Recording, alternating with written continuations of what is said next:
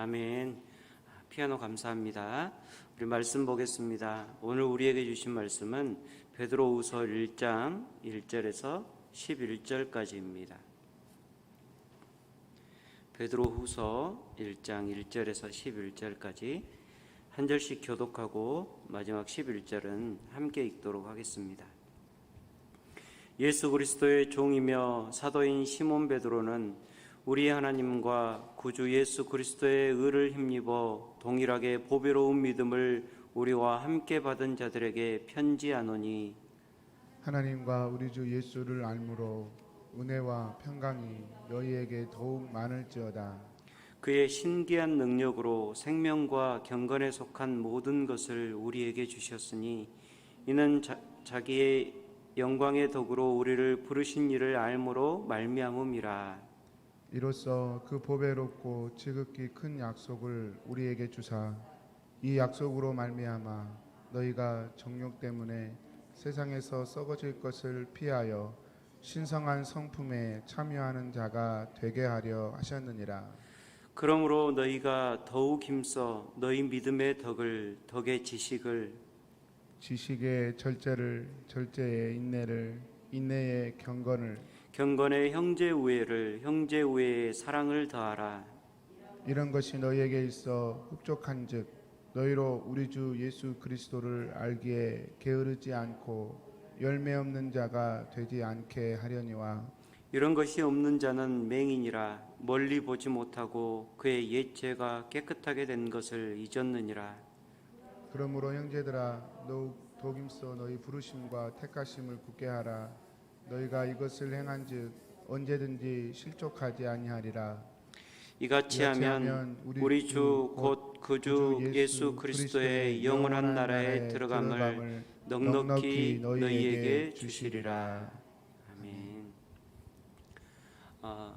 우리가 베드로 전서를 함께 묵상했는데 베드로 전서가 교회 외부로부터 오는 핍박과 고난을 당하는 성도들을 격려하고 위로하기 위해 쓰인 편지라면, 베드로후서는 교회 내부에 있는 문제, 교회 내부에서 발생할 수 있는 문제 때문에 이렇게 어려움을 겪고 있는 성도들에게 주는 권면입니다.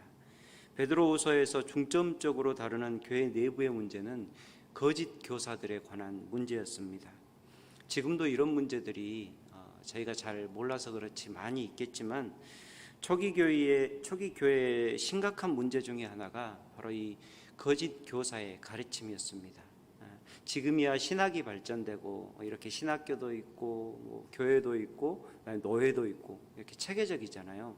그런데 그때는 이 거짓 교사가 한번 들어와서 잘못 교회를 흔들어 놓으면 어떻게 보면 믿음의 근간 자체가 사라져버릴 수 있는 그런 위험한 시기였습니다.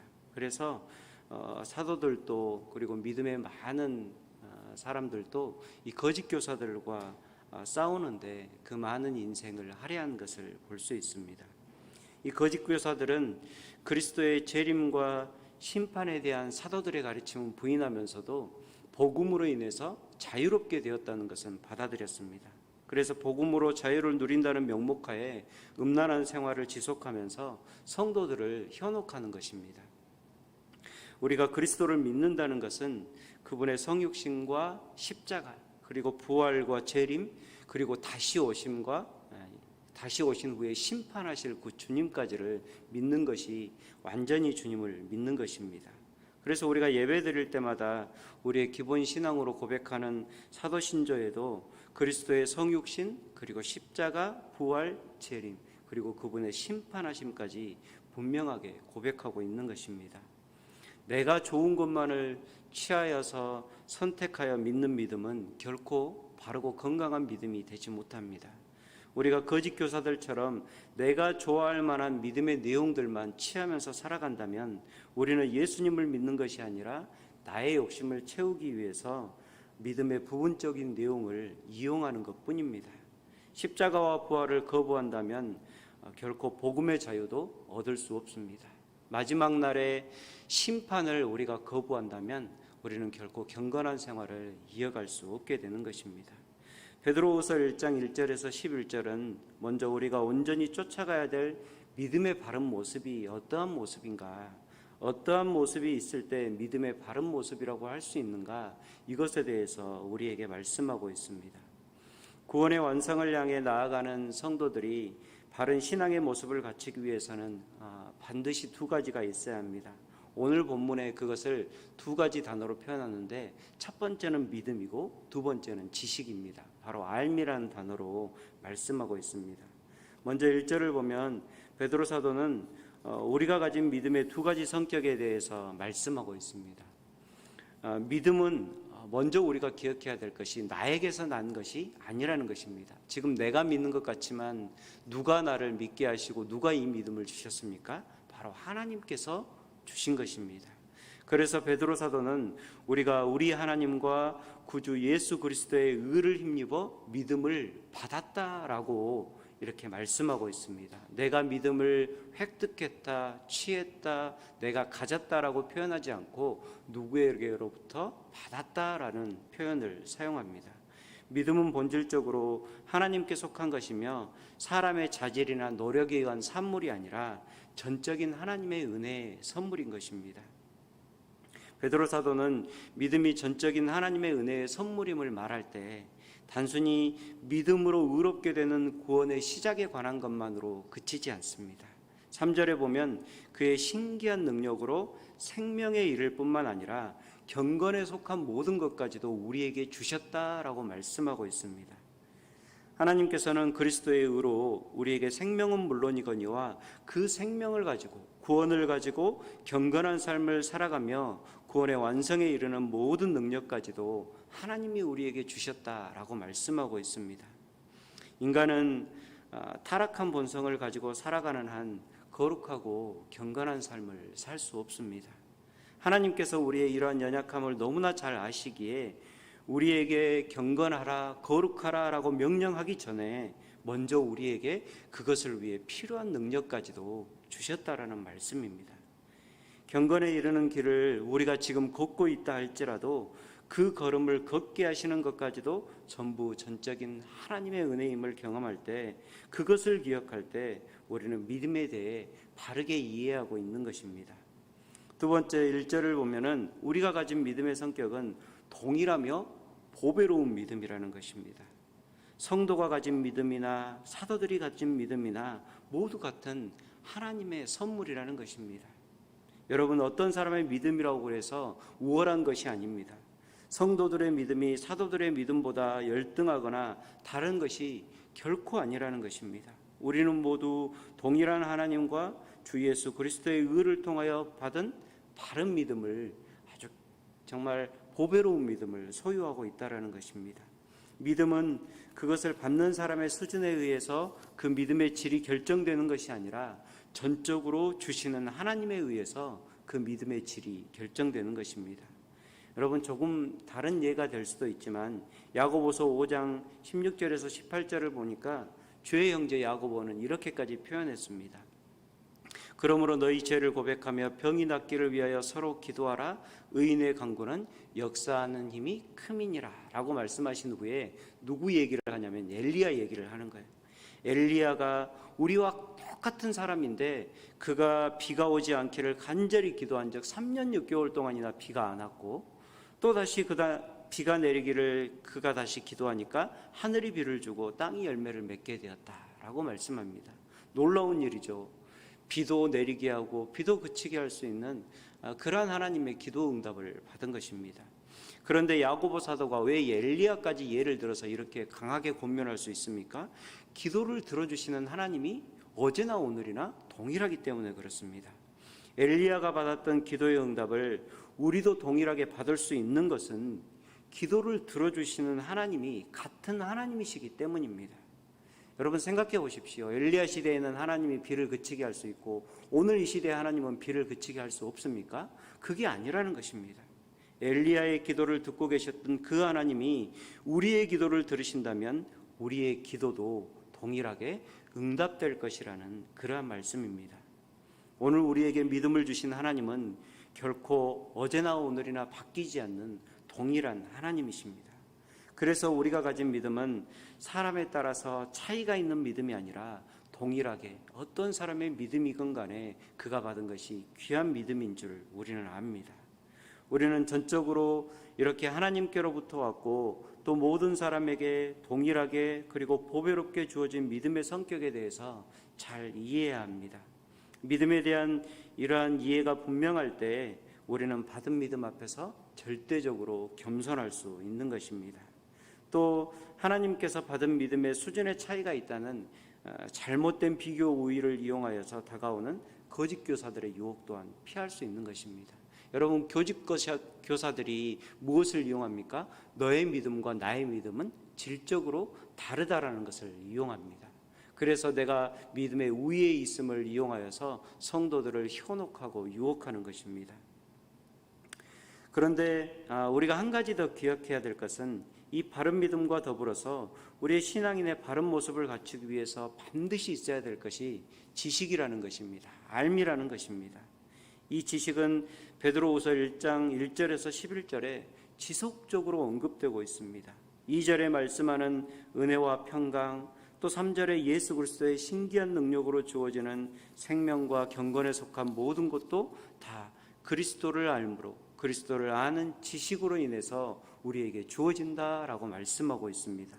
또 8절을 보면 5절에서 7절까지 설명한 경건한 모든 삶이 그리스도를 아는 것에 게으르지 않을 때 이루어질 수 있다라고 말씀합니다. 여러분, 지식이나 알미라고 하니까 조금 부담도 되죠. 공부를 많이 해야 될 것 같고 신학교에 가야 될 것 같고 전혀 그렇지 않다라는 것입니다. 물론 그렇게 성경을 읽고 연구하는 자세도 필요하겠지만 베드로 사도가 말하는 그리스도를 아는 지식은 생각하고 공부해서 알게 되는 그러한 사변적인 지식이 아닙니다. 그리스도를 안다는 것은 단순한 교리적인 내용들을 알고 있다는 것을 의미하지 않습니다. 우리가 교리의 내용을 이해하고 인지하고 있다는 것은 엄격히 말하면 예수님에 관해서 아는 것이지 예수를 아는 것은 아니라는 것입니다. 오늘 말씀은 그리스도를 아는 것이 매우 실천적이고 그리고 단계적임을 말씀하고 있습니다. 예수님을 아는 지식은 실제적인 예수님과의 친밀한 사귐을 통해서 얻게 되는 아주 실제적인 일입니다. 우리가 친한 사람이 있으면 손을 잡아보고 그 사람과 시간도 갖고 차도 한잔하고 또 대화도 나누잖아요.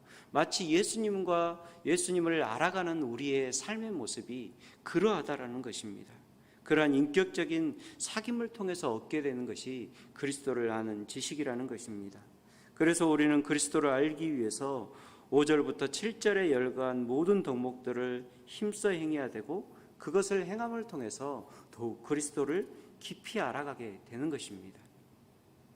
그래서 우리에게 오신 예수님은 누구에게도 아무런 차이가 없습니다. 그러나 이미 차이가 없는 예수님이 우리에게 똑같이 오셨음에도 불구하고 성도들이 각자가 실제적으로 삶에서 누리는 그리스도는 분명한 차이가 있는 것입니다. 그리스도를 아는 깊이가 다르기 때문에 그러한 차이가 발생하는 것입니다. 8절을 보면 하나님께서는 그리스도를 아는 지식을 얻기 위한 삶의 실천을 위해서 너희에게 흡족하게 있게 하라라고 말씀합니다. 조금 문맥상으로 매끄럽지 못한 번역이긴 한데요. 그래도 이것을 공동번역 성경으로 읽어보면 이런 것이 너희에게 있어 흡족한즉이라는 말씀은 여러분이 이런 것들을 풍성하게 갖추면이라고 번역을 하고 있습니다. 만약 우리에게 이렇게 그리스도를 아는 지식을 얻기 위한 경건의 노력들, 5절에서 7절에 나오는 믿음의 덕의 지식을, 지식의 절제를, 절제의 인내를, 인내의 경건을, 경건의 형제 우애를, 형제 우애의 사랑을 더하는 삶의 노력이 우리에게 풍성하게 없다면 그리스도를 아는 지식이 우리에게 충만하게 되는 일은 결코 없을 것이라는 것입니다. 9절을 보면 그리스도를 아는 지식을 얻기 위해 이러한 경건 생활로 삶을 풍성하게 채우지 않는 사람들을 맹인에 평가합니다. 그냥 눈을 뜬 것 같지만 그 사람은 소경이라는 것입니다. 조금 강하게 말한다면 그리스도인들이 믿음의 덕목을 열심히 행하지 않는 것은 영적인 진리를 외면하고 보지 않기 위해서 그냥 맹인이 아님에도 불구하고 스스로 눈을 감아버리는 그러한 것과 같은 것이라는 것입니다. 11절을 보면 누구에게나 동일하게 주어지는 약속을 우리에게 말씀합니다. 4절에는 그 약속을 보배롭고 지극히 큰 약속이라고 세상에 썩어질 것을 피하여 그리스도의 성품에 참여하게 되는 것이라고 말씀하고 있고, 11절에는 이것을 우리 주 곧 예수 그리스도의 영원한 나라에 들어가는 것으로 말씀하고 있습니다. 그런데 이 약속은 하나님의 전적인 은혜의 선물이지만 또한 그 약속이 성취되기 위해서는 우리를 부르신 주님의 목적에 따라 살면서 그 약속을 더욱더 굳게, 그 약속이 더욱 흔들리지 않게 해야 하는 우리의 입장도 분명히 있다라는 것입니다.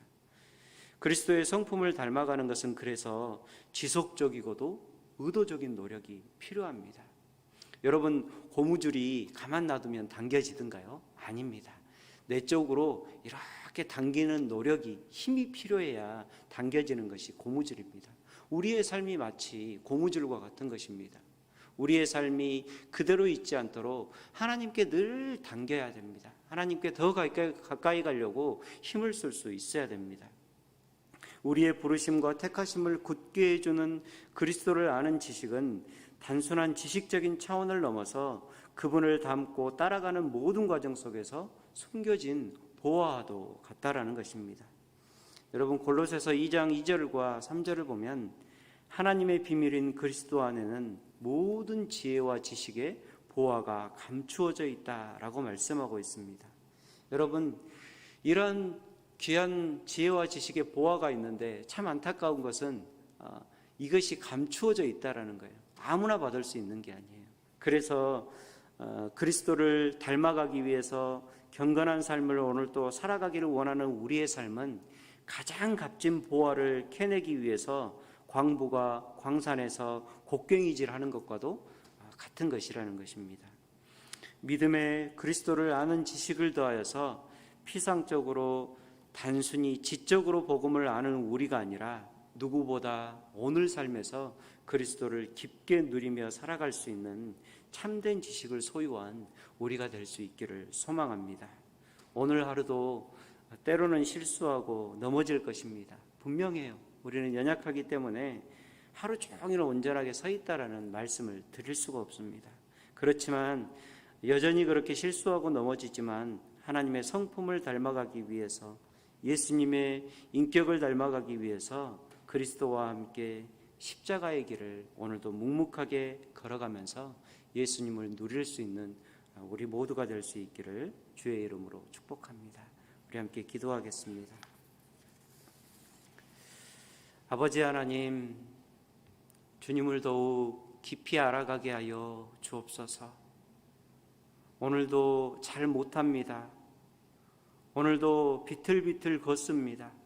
그러나 날마다 흔들리고 무너질지라도 다시 일어나 예수님을 닮으려는 경건의 삶을 우리의 삶에 더해갈 때 그 예수님이 더욱 우리의 삶에 깊게 다가오시고 그 예수님이 누려지는 복된 삶이 되게 하여 주옵소서.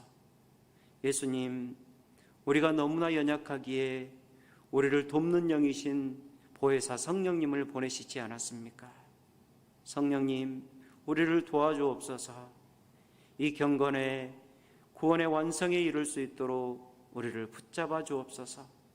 하나님이 경건의 능력까지도 주셨다라고 말씀하셨사오니 성령이 도우셔서 우리를 끝까지 이 길을 걸어갈 수 있는 복된 사람이 되게 하여 주옵소서. 이제 이 한 해를 보내며 또 새로운 해를 바라보고 있습니다. 아버지 하나님, 이 한 해 성령님과 더불어 잘 마무리할 수 있도록 도와주시고 새로운 한 해에는 더욱 주님과 친밀하게 동행하며 경건을 이루어가는 우리 모든 킹스턴 한인교회 성도들의 삶과 가정이 될 수 있도록 하나님 동행하여 주옵소서.